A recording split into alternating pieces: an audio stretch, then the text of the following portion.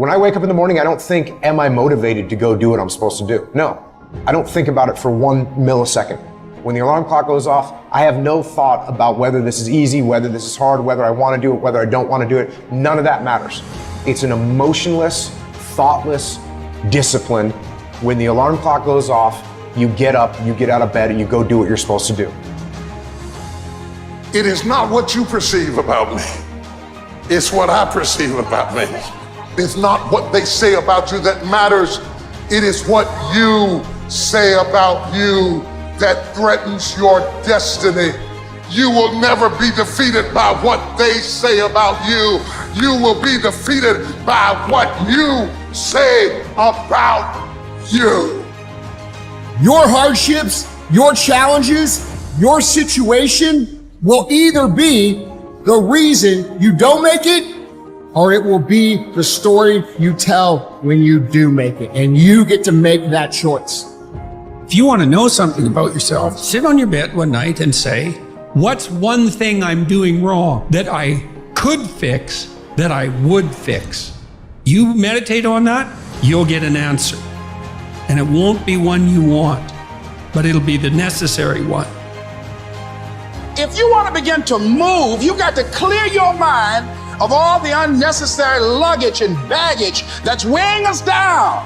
You're going to have people to do things to you. Things are going to happen to you. And the most important thing to do is to harness your will and let it go. Move so you can grow, so you can get on with your life. It doesn't matter about what happens to you. What matters is, what are you going to do about it? Your imagination, you the only one can see it. You the only one can see it. The problem with your imagination, though, is you tell it to the wrong people. I don't care how it feels. I don't care if it's easy or hard. It doesn't even matter to me. It's just a reaction, it's a discipline, and it's life. And that's the way I choose to live my life. How many times have you had this really incredible idea and you took it to your family and your friends? You shared it with them and they shot it down. You know why they shot it down? Because they couldn't see it. See all this stuff you've been imagining? You ought to start working on it. Your real life is in your imagination. Dust off your imagination and just go for it. You got to try. Quit waking up thinking you ain't got no say-so in your life.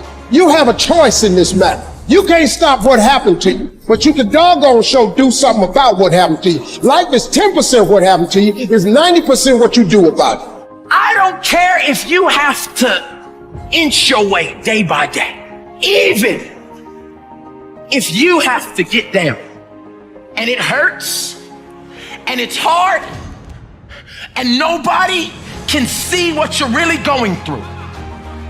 If you don't quit. Your mind says no. You just say, this is what we do. It's what we do now. Because to get to where you want to go, the amount of pain involved, the amount of mental pain of how many times you're going to have to do something that you don't want to do to get to where you want to go. There's going to be more times you do something that you don't want to do than you are going to want to do. And that's your new norm.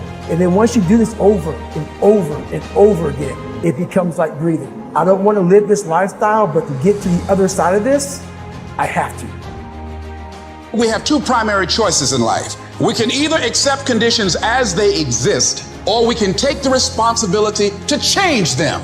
See, a lot of people want to exempt themselves from taking responsibility. All they want to do is talk about the problem. Every time you see them, they'll tell you their story over and over and over and over again. No.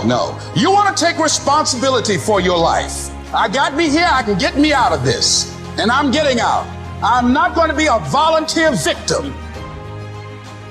You see people who do big things and you automatically say, that guy's so lucky, she's so lucky. You don't know that. You're assuming that. Going to work every day for 20 years and grinding your ass off and then becoming a multimillionaire, that's not luck. That's action and reaction. Quit using the word luck, quit believing in luck, and start believing in work. Start believing in results that come from your actions.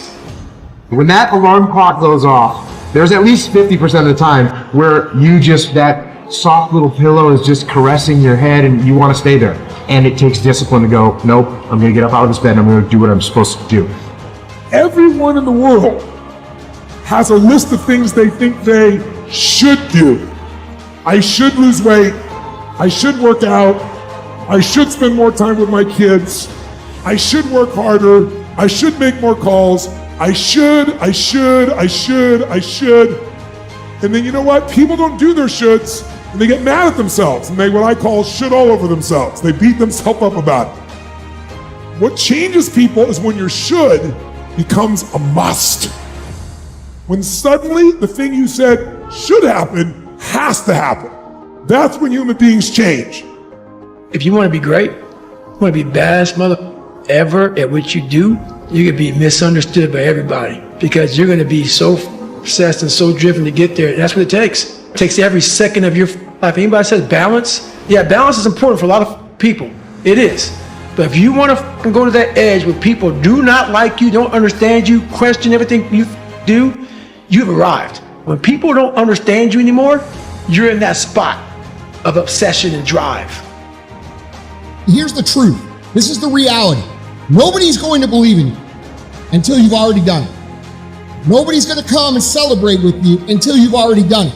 The work is going to come before the belief, which means you're going to have to work for a long time by yourself with no applause, with no awards, with nobody telling you good job. And then once you start to build something and people start to see the momentum and they start to see the result and you start doing some things, then you're going to get a little belief.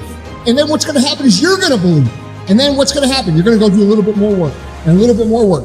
The results are going to come more. More people are going to believe. Nobody fucking believes in you because you haven't done anything yet. That's the reality. When you quit, your mind says, we're done. So it doesn't expand. There's no expansion when you quit. I'm drowning, I'm miserable, I'm suffering, I'm broken, but I'm not going anywhere. What happens to your mind, it says, he's not leaving. So we got to expand. We got to grow. We got to figure this thing out. So then these compartments in your brain, they have to work. And then you start to engage parts of your mind that you never engaged before. When you're in suffer mode and you say, I'm not going to quit.